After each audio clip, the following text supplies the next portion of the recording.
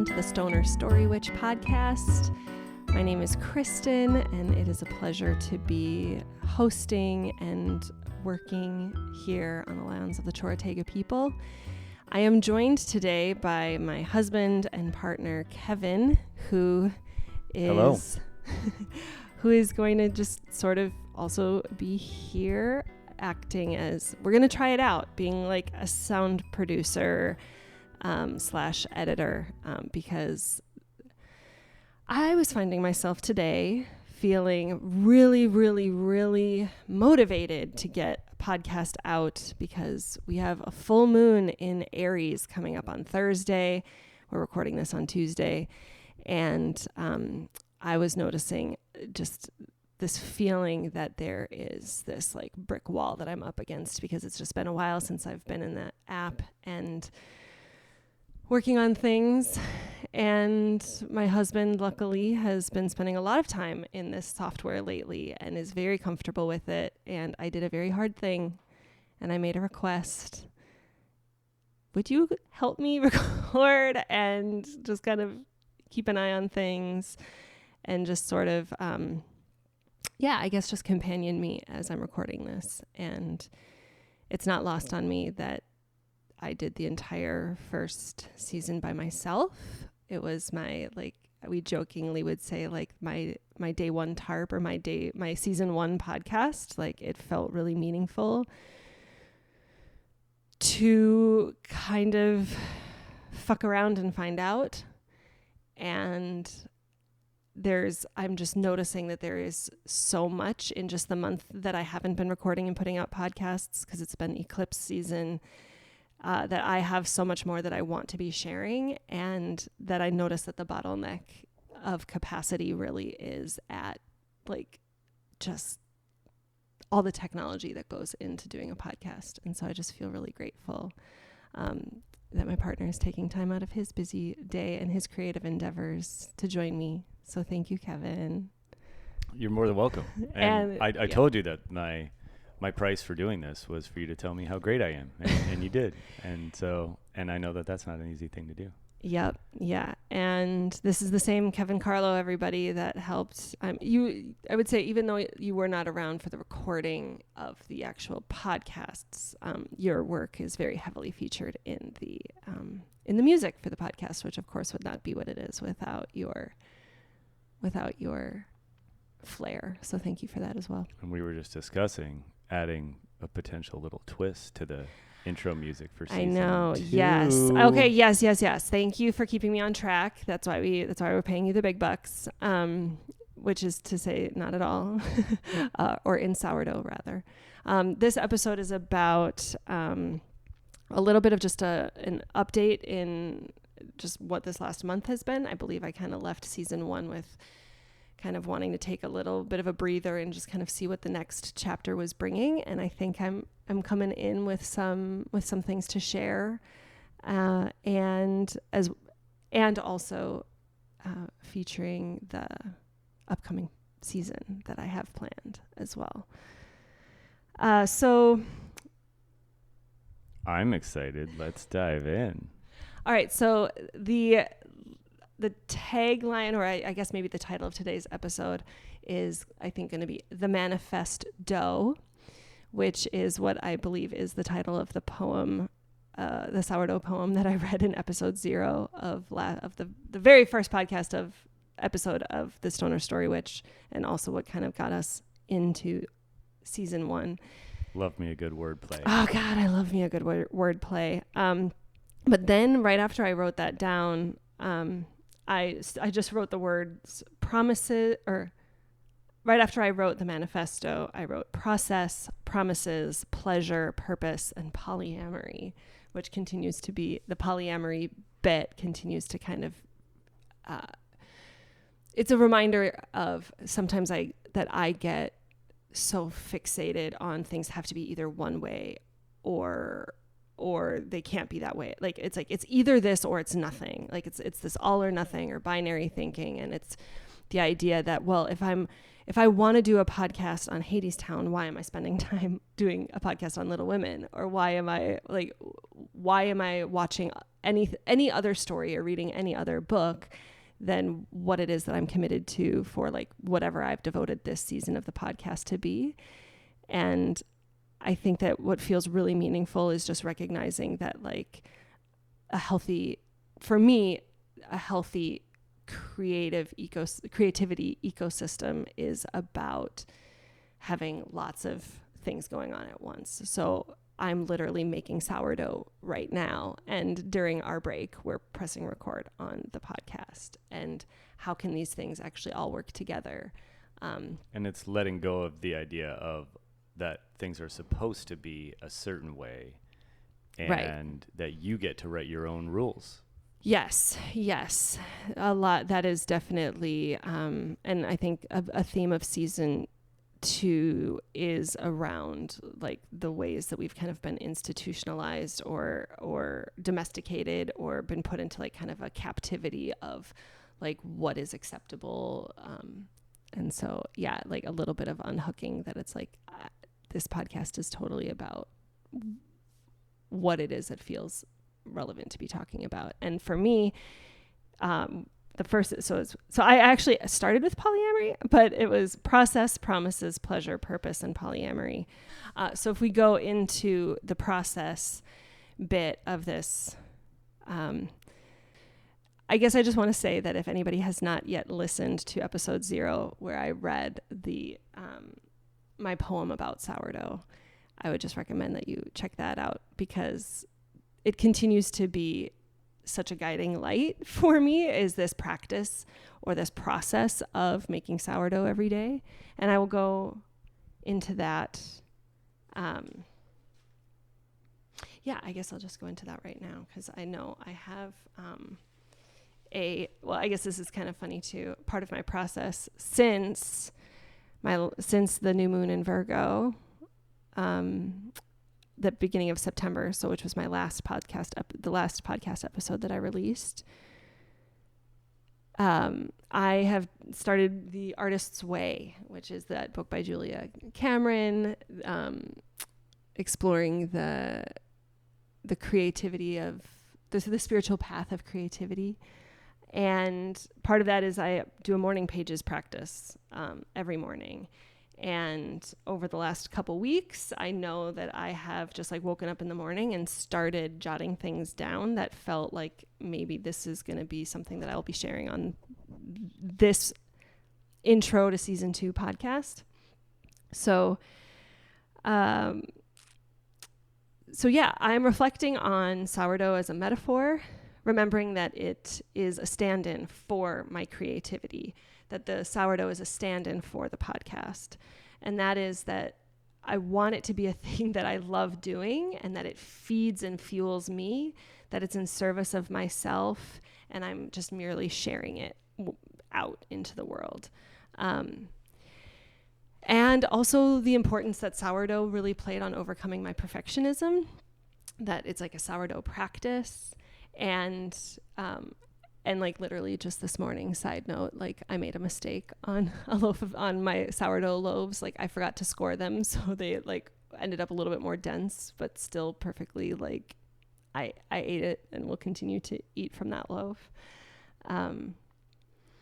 But I also recognize that I'm not yet applying that freedom to make mistakes onto the podcast. And so it's as if I were relating how I am with a podcast to sourdough, it would be like I'm trying to inject my sourdough with like all the vitamins and minerals and macronutrients and all free range, gluten-free, ethically sourced product. And it's just like, there's just, those things are just like not available here, or like, I just don't have capacity. Like, it's like, it's not about making this perfect loaf of sourdough. It's like, I just enjoy making it. I just enjoy eating it. I just enjoy sharing it. And there's often this like, okay, well, if I'm going to do a season on this show, then I want to read all the books that I think are even loosely connected. Like I want to hyperfixate, and that will take me years. But I want to be releasing a podcast on every lunation. I want it, which is basically every 2 weeks, and that feels really doable. but also really scary because there's a regularity to that. And I realized that that's very similar to when I started making sourdough, and it felt super scary, but I just asked myself, for this next month, for this next season, can I just say that I'm going to commit to making sourdough every day? I'm going to commit to putting out a podcast every lunation, and just trust that that's what is being asked of me, that's like what this next breadcrumb, if you will, is. Oh, that was nice. Thank you. I love the metaphor, the parallel between the making the bread and the making this podcast, because there are so many similar threads. And if you do ever figure out how to make vitamin infused free range sourdough bread, there's gonna be a market for that. Yeah. Oh my gosh. Yeah. Which is completely not the point. Exactly. Which is absolutely not, I think that if it ever becomes about that, is like the day that becomes like a thing that people are like, would be expecting from me, it would be like the day that it would stop being fun. So I think that's like an important thing to remember too. All right. So yeah. So the update around the sourdough is that, right now I'm actually baking 2 loaves every day. I have upped my client list. We have about 20 people now in this group. And I'm also just noticing how much attachment stuff is coming up, and opportunities to really practice living into this value that I have of generosity and just giving with joy, giving with ease, and giving freely. This commitment of community care that just feels very much a part of what I'm really hoping to embody in the podcast. And it feels interesting just how connected the podcast and the sourdough are. It almost makes you wonder if I need a loaf of sourdough in my in my new logo or something. What do you mean when you say it comes up, that attachment stuff comes up with your generosity? Do you have an example? Yeah. So yeah, that I find myself getting kind of activated when people are giving me compliments, or maybe even critiquing a particular loaf of bread. For instance, if I would be giving away the loaves today that I know I made a mistake, and then I would have people comment, let's say somebody comments and be like, oh yeah, I get that you made this mistake, and then pointing out all the ways that, and it's just oh yeah, you're telling me all the things I did wrong. And it's and also I already know that the point isn't that I'm making a perfect loaf of sourdough, yet there's still going to be people out there that are going to just tell me that, tell me how I can get better, when I don't care about self-improvement in that area. And I think that's interesting. And I think an even more interesting and juicier story is a real one, a non-hypothetical one, when you gave somebody a loaf of the bread that you made and they were praising you and talking about how good it is and how cool it is and how open the crumb is, and going down the sourdough vernacular. And that caused activation in you too. Totally. Yeah, no, exactly. Receiving compliments, just even the act of it really is just being seen. Because every time I'm sharing bread, I'm literally seeing someone, giving them a thing, reaching out, I have this thing to offer. Does anybody want it? And then just being seen for this thing that I'm doing. But yeah, the attachment stuff can certainly be where it can be hard to receive compliments as well. So yeah, there's lots more I could say about that, but I think I'm going to put a pin in that for now. And yeah, just within the last month, I've made so many just little mistakes with bread. I forgot to feed my starter one day, and then I totally shifted my schedule, and then I was making it really, really late in the day. There was a time I balanced up. Anyway, it's just all the different ways that it can be messed up, and it continues to be we've yet to throw away bread. So since the last episode, the sourdough practice has almost doubled. There's lots of practice that I've had in this like imposter syndrome, unasked for advice, what it is for me to even be making requests that people be picking up their bread at a particular time so I'm not like wasting energy in my day. Yeah, there's something about like I'm trying to give this thing and like exerting that I have boundaries over what it is that I'm willing to offer and where it is that I'm like not willing to consent to leaking energy. And a big part of that is like wishy-washiness around like, okay, I'm going to give somebody bread. They say they want the bread. And then like, they're not going to tell me how they're going to pick it up. But like, I've never asked them to tell me like, please let me know by this certain time. So then I'm just like leaking all this energy out in like, well, maybe they're going to get back to me, or I better not leave in case they might come. And so it's like, all I have to do is just make a request like, hey, please let me know, before the day of that this is that like there's an empowerment in the sourdough process too of this chapter that like I wasn't necessarily a thing that was noteworthy last season, but within the last month, as I've really just kind of been resting and churning on what's next for the podcast, I've just noticed that is that's come up. And also really also when I say the attachment stuff is coming up, that other people are having issues receiving too much, that like asking for what it is that they want. And because you offer on your WhatsApp thread for swapping sourdough, right, you offer either a whole loaf or a half loaf, right, and people will often indicate that they want a half loaf, even though they probably would eat a whole loaf, but right, they don't want to seem greedy or selfish, right.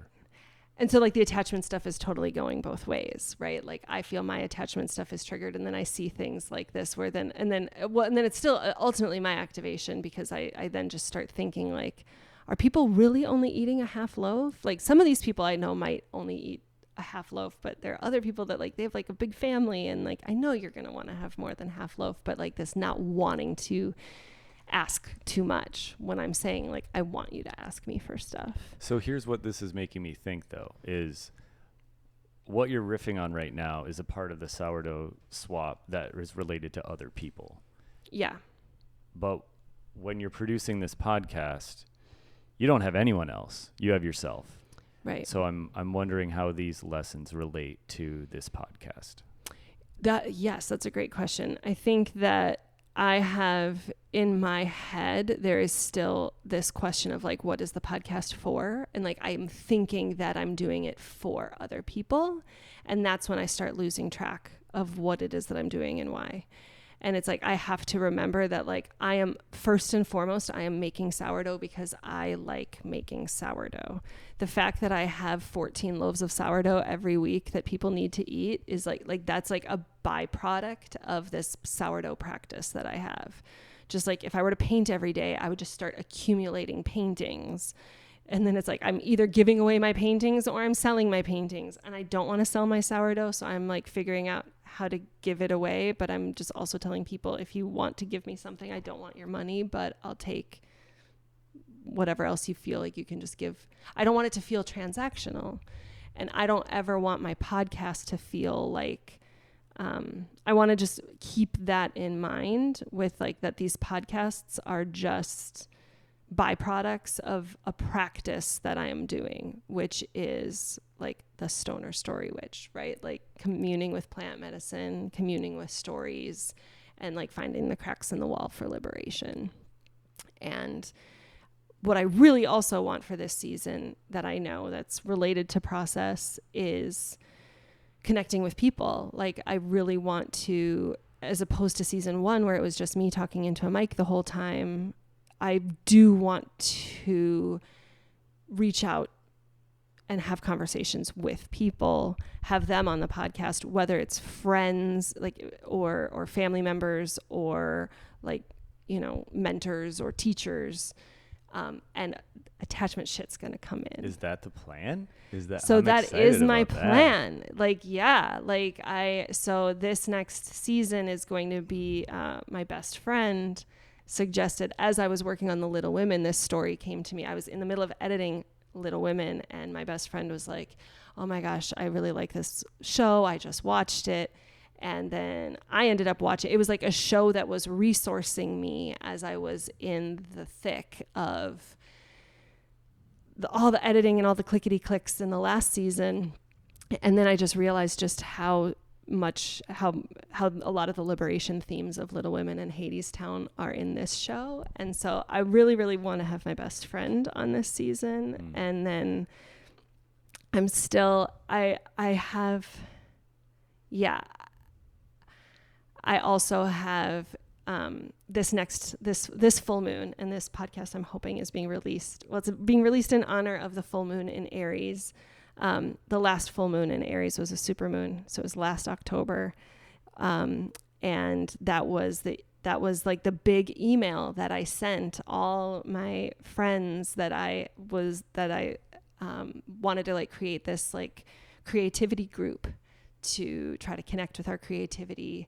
And it was really like what I wanted more than anything was to have like a group of people that would help me midwife out this first season of the podcast. And like, I did it and it's done. And now it's this like other cycle is starting over. And then if I'm thinking like, maybe what I'll do is I'll email all those same people and I'll say, here, I'm doing this season and it's on this story and I want to talk about these themes.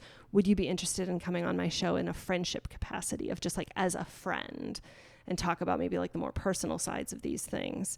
But then I also have teachers and guides and mentors and authors that I could be like, maybe even like that next step of vulnerability or exposure would be like emailing those people and saying, okay, I'm doing this next season and I would love to have you on my podcast. Hey, Carmen Spaniola, would you come on to my podcast and talk about disorganized attachment in fascist and cult-like settings, right? And that feels super fun and exciting. And when I get excited, my fear response also gets triggered so that it's just like, but then I just think back to like the sourdough. It's like, I'm not doing this for my friends. I'm not doing this for my teachers. I'm not doing this for any audience aside from just that, like, it's my own pleasure and my own purpose, which were two of the P words of today's episode as well. Right. Like, yeah. So I'm observing your excitement, and I've told you before, I like excited Kristen, and there might be someone, probably not that many since this podcast is called Stoner Story Witch, but there might be a person that listens to this that maybe isn't super into astrology. And I'm not super into astrology, but I'm married to you, so I'm adjacently aware of a decent amount. And you bringing up the fact that it's a full moon in Aries, and that the last time that happened was a year ago, and that was a supermoon. I found myself just feeling really grounded in the noticing of the cycle of things. Mm-hmm. And then I'm also observing your excitement. And so for any astrological skeptics out there, I just have to say that even if you don't believe your horoscope, it's kind of a nice way to mark the passing of time. And totally. And if you feel excitement in you, then who cares where it came from? Right. You know? And also I have to say, with the producer hat on, I also am thinking in the mind of a listener, and it's killing me to not know what season 2, what show are we talking about here? Yes.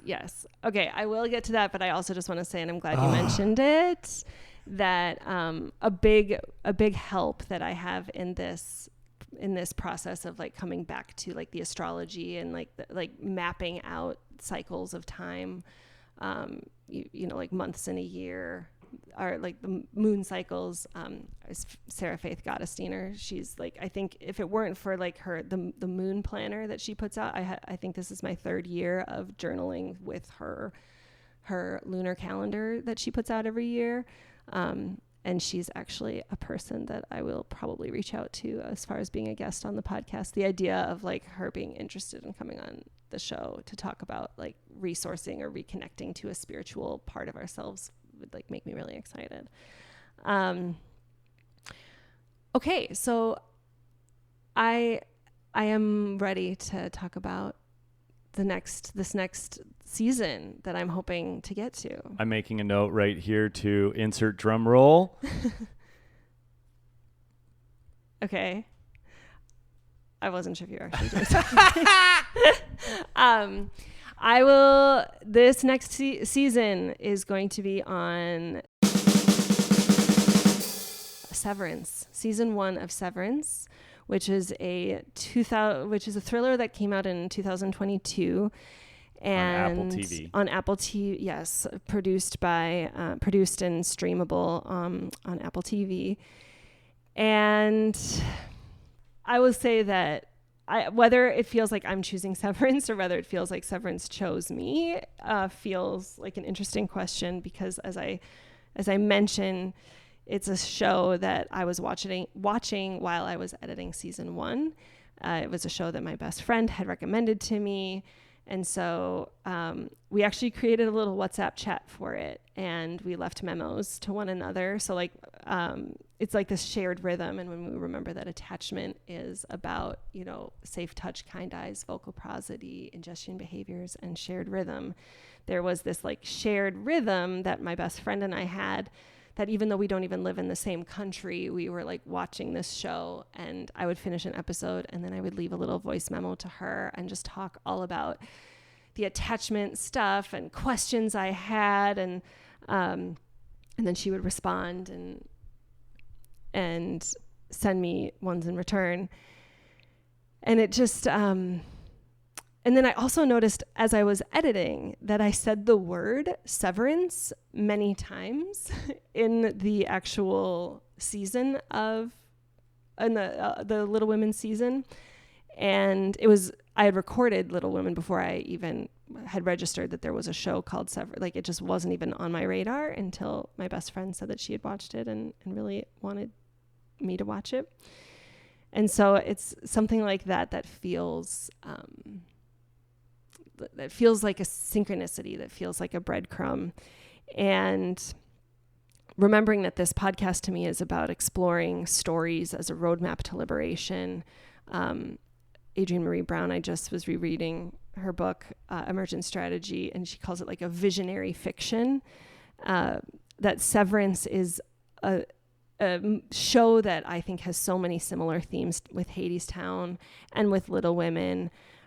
It's about a severance from secure attachment with others that leaves us abandoning parts of ourselves. There's this underworld at Lumen that is this reconnection with the lost parts. Like it's who we have to, the parts of ourselves that we have to sacrifice in order to be successful within capitalist paradigms. I want to go back to the second to last thing that you just said. Yeah. Where you said it's a severance of our secure attachment. A severance from our secure attachment with ourselves. But I would argue that in the show, the people who choose to be severed and go to work and not remember their away from work life, and then when they leave work, they can't remember their work life when they're at home. Mm-hmm. So I would argue that all attachment is being severed. Like that's part of the benefit for the, someone who's depressed in the real world. I see what you're saying. Yes. And I will get to that in the official season. So yes, I'm just saying that like there's so many different levels that we can be looking at with secure attachment with ourselves, secure attachment with the land, secure attachment with one another, how attachment systems can actually be manipulated and coerced. And yeah, there's also a liberatory work.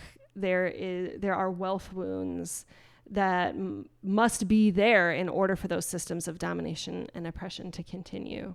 And so I have the breadcrumbs of what the themes of Severance are going to be. It's my hope that within the next couple weeks, I will have at least a season of, or an episode of the Severance season. But at this point, I just wanted to officially put out a podcast to just say that I'm still here. I'm still doing it. I'm still committed to the work of the Stoner Story Witch. It feels very much like it's a thing that I'm doing. It's a practice that I'm communing with, and it isn't necessarily like it's like that there's like a detachment that I have, like it isn't it, and I'm remembering this is a line from the poem, like it isn't me and it isn't mine. It's like a playful work. It's a practice. It's a process. And so I have process, promises, pleasure, purpose, and polyamory. And so my promise is, the promises that I think I feel comfortable making is that I will be, for the next little season here, probably until the winter solstice. My hope is to be releasing a podcast with every lunation. I will be returning to Minnesota for a few weeks. So it might get a little bit iffy in November with how the schedule goes, but it is definitely, I have the intent to make good on the commitment. Maybe I should say it's commitment, a little bit less strong than promises, but that I'll be putting out a podcast with every lunation, and the reminder that I'm doing it to follow like what feels right, and that it needs to be, that I need to lean into the pleasure of it. I'm so glad you got to the pleasure, because that was the fifth P that we didn't spend really any time with. Yeah. Well, yes, I'm coming back to it. And yes, that it's like, I want to, as I think we kind of said, like take the should out of it, that it's like, I'm doing this because it is, it's the thing that I keep every morning I wake up and I do my art, like my morning pages, and like the same, like it's like these recurring things that are just always right there. And I feel like I just have to put it out. So, it is about pleasure. It is about sharing. And I think the sharing or the giveaway is related to the purpose, and it's around finding the cracks in the wall for liberation, and sharing it with the world, and just being in connection with not just the community that I am able to like share my bread with, or lead a women's group, or be in those kinds of communities, but also that like there is some like seed scattering that I'm willing to share with some wider world, anybody on the internet that can find this, and is watching the same stories I'm watching, and asking the same questions, or at the same thresholds, that like maybe we can all just feel a little less alone. And I think that's a big part of the purpose. And then again, back to the polyamory, that it's like, it 100% is, I am doing the podcast when I'm making bread. That like, that there is, my podcast will be better by me making bread, and like I will be a more resourced person, like, baker, by having the podcast. And maybe I'm committing to doing a season on Severance, but maybe in the middle of Severance, I'm going to do an episode about just some reality TV show, because that is like a thing that just feels super juicy. And like, I'm like giving myself the freedom to maybe like release a couple episodes of one season, and then just like do a random episode on something else that just feels pleasurable, is gonna be what I'm going to, that pleasure is going to be a priority over like the cohesiveness of like, but I need to finish I need to wrap up one season before I do something else. And it's just funny, like saying that out loud into a microphone that's being recorded, because I do feel like that is like a thing that I need to remember for myself, that because it goes back to the should, that like, well, but any other podcast that you would listen to, like anybody who's trying to get people to like listen to their podcast is going to want to be like having a much more regular distribution schedule than Illumination is going to want to be having an entire season wrapped up before you just start having random episodes about other things. But I'm not doing this for anybody else. And so I think it's just a recommitment to that. And I'm feeling like I've done a lot of rambling, and I'm hoping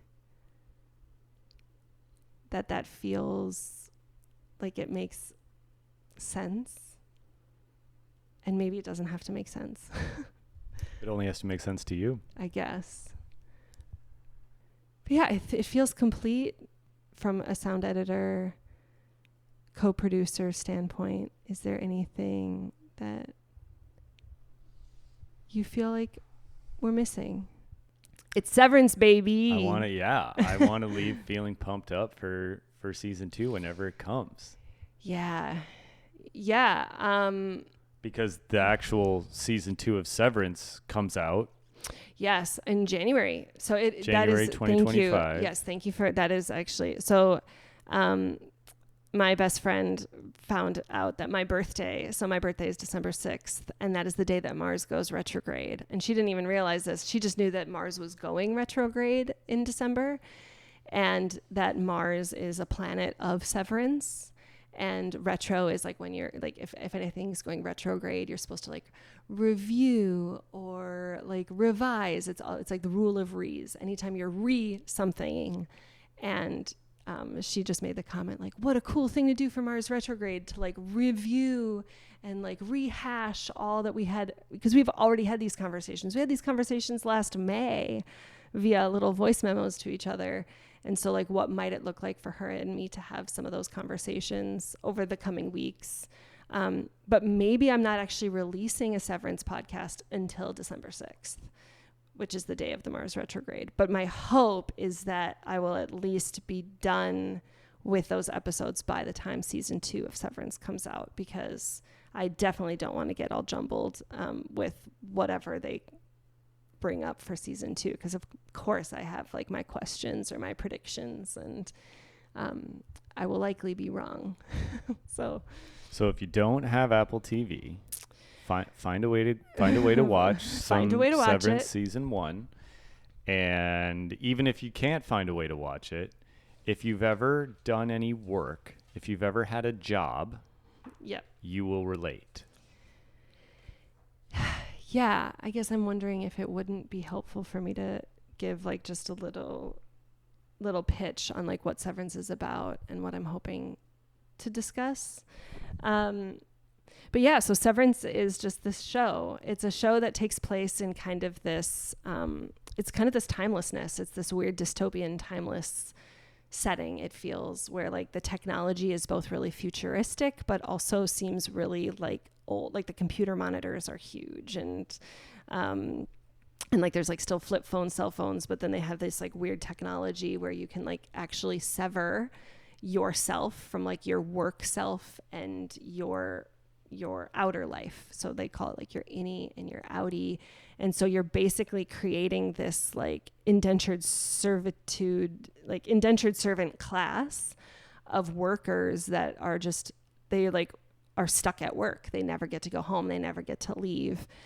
And also, so there's definitely the question, when I think of season 1 having this question of secure attachment and the male gaze, I think the equivalent is secure attachment within capitalism, a secure attachment within a workforce. And then when we look at how, there's moments of in episode 2 of season 1, we looked at moments of misattunement and contact nutrition in the wild, and looking at how in Severance season 1, contact nutrition is used to manipulate and coerce, is used among these how basically it's co-opted to create like this high demand cultish setting. And so there's like this question of like how are we subjecting ourselves to this systemic, I was going to say misattunement, but it is just this systemic manipulation. And and what I also just think is really interesting with the crack in the wall is that there is a liberatory work. Just like in Hadestown, there is a song that Orpheus has that's going to like bring the world back into tune. And just like how Jo has this creative writing, this creative practice or this writing that that's going to help her be seen in this world that